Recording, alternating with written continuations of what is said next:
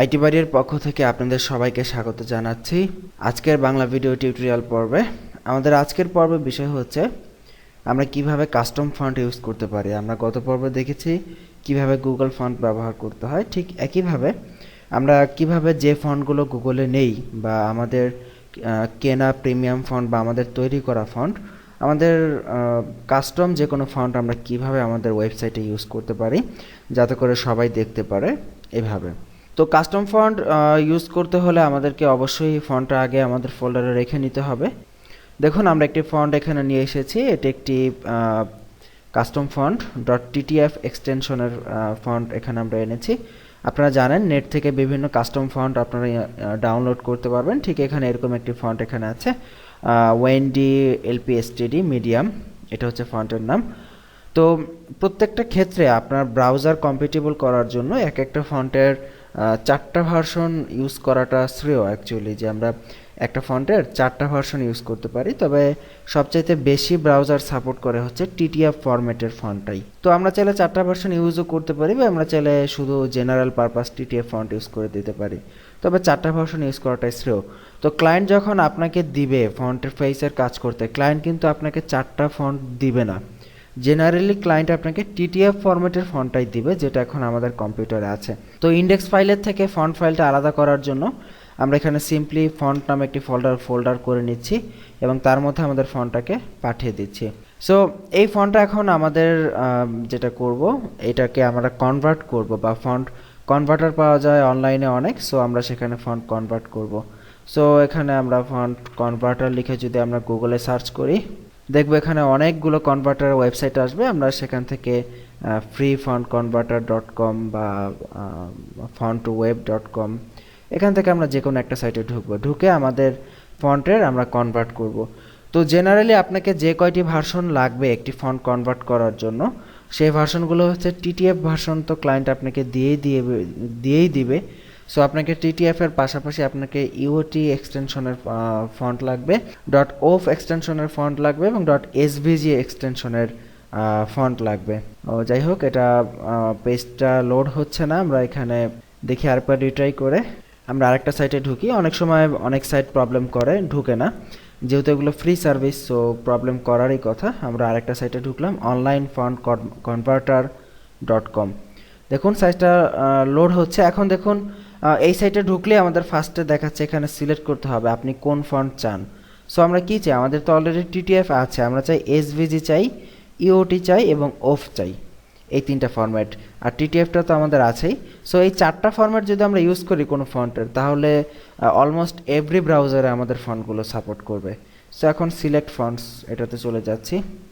দেখুন এখানে drop file share, মানে আমাদের ফন্ট কম্পিউটার থেকে এখানে ড্রপ করার কথা বলতেছে। অথবা আমরা চাইলে আমাদের যে ফন্টটা ক্লায়েন্ট আমাদেরকে দিবে সেই ফন্টটা এখান থেকে চুজ ফাইলে ক্লিক করে আমরা কম্পিউটার থেকে দেখিয়ে দিতে পারি। সো আমরা চুজ ফাইলে ক্লিক করি।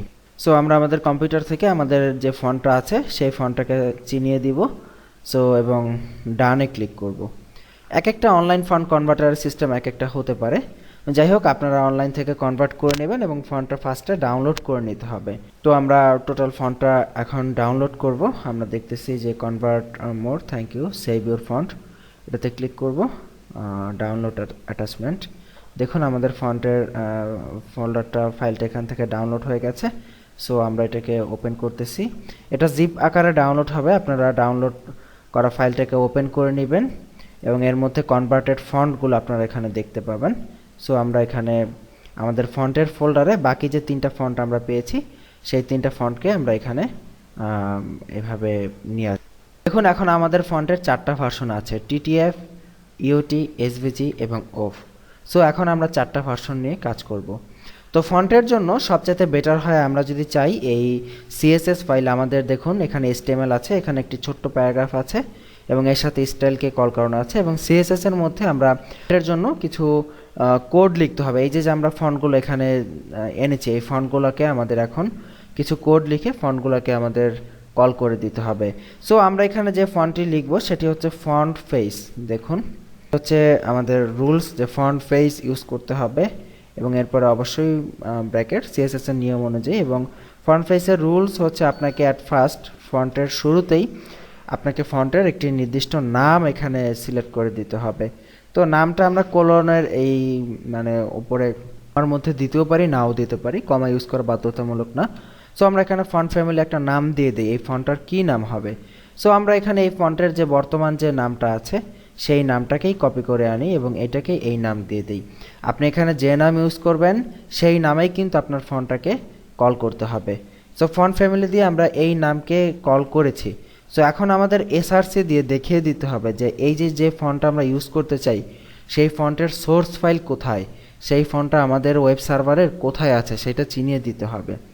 তো এই ক্ষেত্রে আমরা এসআরসি দিয়ে ইউআরএল দিচ্ছি এবং ইউআরএল এর মধ্যে আমরা আমাদের ফন্টের লোকেশনটা চিনিয়ে দিব। তো ফন্ট আছে কোথায়, আমাদের ইন্ডেক্স ফাইলের মধ্যে। ইন্ডেক্স ফাইলের সাথে ফন্ট নামে একটি ফোল্ডার আছে এবং ফন্ট ফোল্ডারের মধ্যে আছে এই ফাইলগুলো। সো আমরা ফন্ট নামে একটি ফোল্ডার এবং ফন্ট স্ল্যাশ এবং এই ফন্টটি আছে। সো আমরা এখানে এটা দিয়ে ডট ইওটি, দেখুন আমরা প্রথমে ডট ইওটি ফাইলকে আমরা কল করতেছি এবং এখানে একটা স্পেস দিবেন এবং এখানে লিখবেন ফরম্যাট এবং এটা কি ফরম্যাটের ফন্ট, আমরা এখানে ইওটি ফরম্যাট ইউজ করতেছি। সো এখানে ইওটি লিখে দিচ্ছি। এরপর একটা কমা দিয়ে আমরা আলাদা লাইনে চলে যাচ্ছি, এখানে আবার ইউআরএল, মানে প্রথমে দেখুন আমরা এই ডট ইউটি ফরম্যাটের ফন্টটাকে এখানে কল করে দিলাম এবং সেকেন্ড টাইম আমাদের একই কাজ করতে হবে। ঠিক একইভাবে আমাদের এটা তো ফন্ট ফোল্ডার আন্ডারে, সো ফন্ট স্ল্যাশ এই ফন্টের নাম ডট, এবার আমরা ওফ, এটার কোনো সিরিয়াল কোনো ক্রমান্য মানে এইরকম আগে ইওটি পরে ওফ এইভাবে কল করতে হবে এমন কোনো কথা নেই, আপনি আপনার ইচ্ছা মতো কল করতে পারেন, তবে আমরা এখানে একভাবে কল করে দিচ্ছি। তো এটার ফরম্যাটটা কি হবে, এটা ওফ ফরম্যাট। এক একটা ফরম্যাট এক একটা ব্রাউজারের জন্য কাজ করে, তবে টিটিএফ ফরম্যাটটা সবচেয়ে বেশি ব্রাউজার সাপোর্ট করে, আর ওফ ফরম্যাটটা মূলত একটু পুরাতন ভার্সনের ব্রাউজার যেমন সাফারির কিছু পুরাতন ভার্সনগুলো সাপোর্ট করে এবং ভিজি যে ফরম্যাটটা আছে, ভিজি ফরম্যাটটা মূলত খুব বেশি একটা সাপোর্ট হয় না। আমরা ভিজি এখানে নিয়েছি, হ্যাঁ এটা মূলত ইন্টারনেট এক্সপ্লোরারের পুরাতন ভার্সনে মূলত এটা সাপোর্ট করবে। যাই হোক, আমরা চারটা ফরম্যাট যদি নেই তাহলে আমরা মোটামুটিভাবে অলমোস্ট এভরি ব্রাউজারে আমাদের ফন্টগুলোকে সাপোর্ট করিয়ে দিতে পারবো। দেখুন এটাকে আমরা কল করিয়ে দিচ্ছি। সো আমরা দুইটা অলরেডি কল করেছি, ডট ইউটি এবং ডট অফ।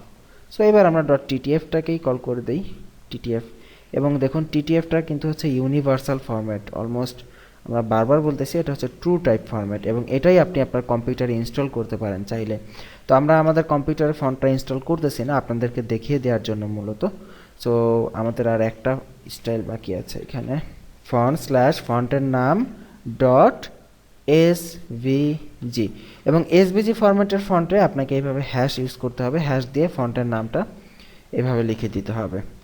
যদিও আসলে এতগুলো ফরম্যাট লাগে না, অনলি ডট টিটিএফ ফরম্যাটটা থাকলেই আমরা ইউজ করতে পারি। তারপরে আমরা আপনাদেরকে দেখানোর সুবিধার্থে ইউজ করে দিলাম এবং চারটা ফন্টকেই আমরা কল করে দিলাম। এবার যদি আমরা প্যারাগ্রাফকে সিম্পলি ফন্ট ফ্যামিলি দিয়ে আমরা যদি এই নামটা যদি দেই এবং যদি আমরা আমাদের এই পেজটাকে রিফ্রেশ করি, দেখুন খুবই চমৎকার একটি ফন্ট হয়ে গেছে। যদি অনেক ছোট, আমরা একটু পেজটা জুম ইন করি, দেখুন দুর্দান্ত এবং খুবই সুন্দর একটি ফন্ট। এরকম আসলে মানে এক্সক্লুসিভ ফন্টগুলো ক্লায়েন্ট আপনাকে প্রোভাইড করবে তার ওয়েবসাইটের জন্য, অনেক সময় ক্লায়েন্ট কিনে আপনাকে প্রোভাইড করবে। সো এটা একটা ভালো সুবিধা, আসলে ওয়েব ডিজাইনের কাজ করলে অনেক প্রিমিয়াম ফন্ট কালেকশন হয়ে যায়।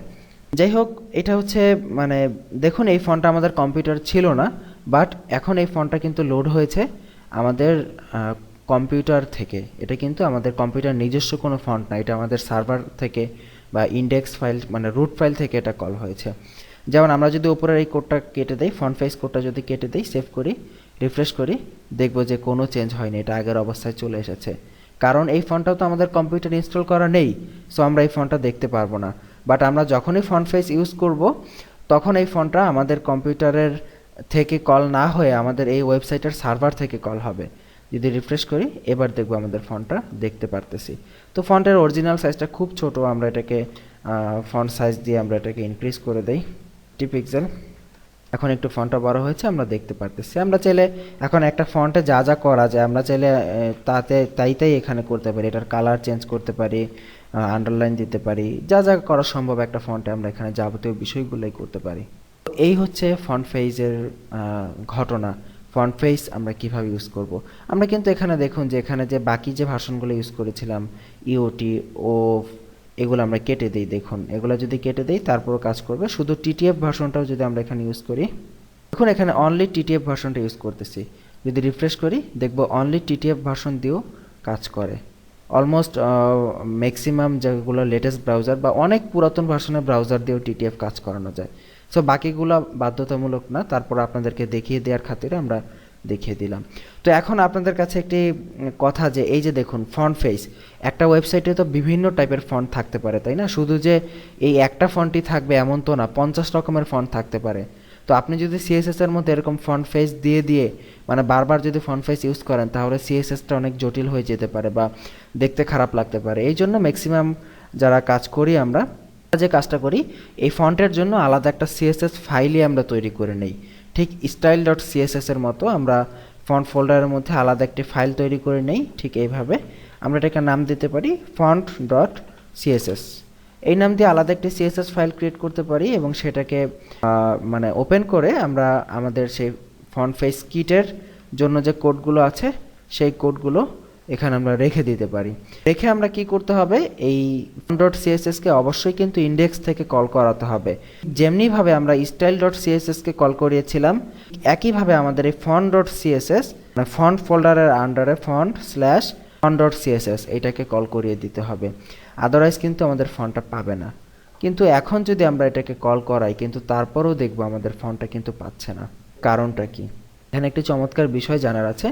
আমরা কিন্তু ফন্টটাকে কল করিয়েছি, দেখুন ফন্ট ডট সিএসএস কল করিয়েছি, এবং আমরা যদি এটাকে কন্ট্রোল ধরে ইউ দিয়ে যদি এটার সোর্স ফাইল দেখি এবং এখানে যদি ফন্ট ডট সিএসএস এ যাই, আমরা ফন্ট ডট সিএসএস, দেখুন আমাদের ফন্টটা কিন্তু এখানে কিন্তু পেয়েছে, বাট ফন্টের কোডগুলো যদি পাই কিন্তু তারপরে কিন্তু ফন্টটা কিন্তু পাইনি। এর কারণ হচ্ছে যখন আমরা এটা স্টাইল ডট সিএসএস থেকে আমরা ফন্ট ডট সিএসএস এ নিয়ে গেলাম, তখন এই যে ইউআরএলগুলা সোর্সের যে ইউআরএলগুলো এগুলো কিন্তু এখন আর ঠিক নাই। কারণ কি?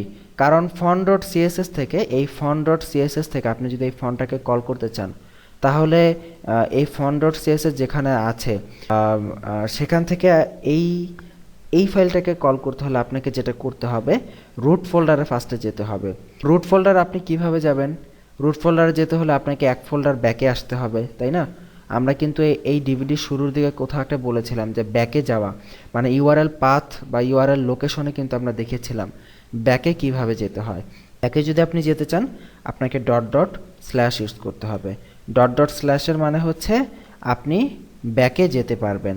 তো এটা যদি করতে চাই, দেখুন ফন্ট ডট সিএসএস থেকে আমরা যদি এই টিটিএফ বা এই ফন্টগুলোকে যদি আমরা সিলেক্ট করতে চাই, তাহলে আমাদেরকে প্রথমে রুট ফোল্ডারে যেতে হবে।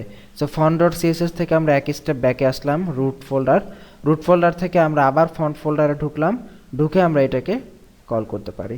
সো আমরা ডিরেক্টলি এটা এইভাবে করতে পারি, প্রত্যেকটাকে আমরা এইভাবে কল করিয়ে দিতে পারি যে এক স্টেপ ব্যাকে আসবে, ফন্টে যাবে, তারপরে ফলটাকে কল করবে। এবার যদি রিফ্রেশ করি, দেখবো আমাদের ফন্টগুলো সুন্দরভাবে পেয়ে গেছে। তো আশা করি বুঝতে পেরেছেন, কোথাও যদি আপনি বিন্দুমাত্র ভুল করেন তাহলে কিন্তু কোনো অবস্থাতেই ফন্ট পাবে না। আর ম্যাক্সিমাম টাইম আমরা যখন ফার্স্ট টাইম কোডিং করি, এবং ইভেন আমিও যখন শিখেছিলাম ফার্স্টের দিকে, তো এই খুঁটিনাটি বিষয়গুলো ভুল হতো বিধায় প্রচুর সময় দিতে হতো, বা তখন আসলে কেউ বলার ছিল না আমি যখন শিখি। সো এই ভুলগুলো ধরিয়ে দেওয়ার, বাট যেহেতু আমার ভুল হয়েছে, সো আপনাদেরও ভুল হওয়ার সম্ভাবনা আছে। এই জন্য আমি আপনাদেরকে এই বিষয়গুলো আলাদাভাবে বিস্তারিতভাবে বলে দিচ্ছি যে ম্যাক্সিমাম টাইম আপনারা যখন ফন্টের জন্য আলাদা সিএসএস ইউজ করবেন, হয়তো এই ব্যাকে আসার স্টেপটি এখানে দিবেন না, তো তখন লোকেশনটা ঠিক থাকবে না। সো লোকেশন ঠিক না থাকলে আমাদের ফন্টও কিন্তু কল হবে না। অবশ্যই এই লোকেশন ঠিক রাখার দিকে গুরুত্ব দিতে হবে, এবং এই নামগুলো, দ্যাট মিন্স এই যে নাম আমরা এখানে যে নাম দিয়েছি এই ফন্ট ফেজের মধ্যে, এবং সেই নামটাই এখানে এক্স্যাক্টলি ইউজ করতে হবে ফন্ট ফ্যামিলিতে, তাহলেই আপনি আপনার প্রিমিয়াম যে কোনো ফন্ট ইউজ করতে পারবেন। আশা করি বুঝতে পেরেছেন, অনেক ডিটেলসে বলার চেষ্টা করেছি। তো অবশ্যই বাসায় প্র্যাকটিস করবেন, এবং কতটুকু শিখতে পারতেছেন আমাদের টিউটোরিয়ালগুলো দেখে সেটা আমাকে অবশ্যই ফেসবুকে জানাবেন। আমার ফেসবুক আইডি ডিভিডির সাথে দেওয়া আছে, এবং আমাদের ফেসবুক পেজ অবশ্যই লাইক করবেন, facebook.com/itbuddy। ভালো থাকবেন সবাই, সুস্থ থাকবেন। আগামী পর্বের আমন্ত্রণ জানিয়ে এখানেই বিদায় নিচ্ছি। আল্লাহ হাফিজ।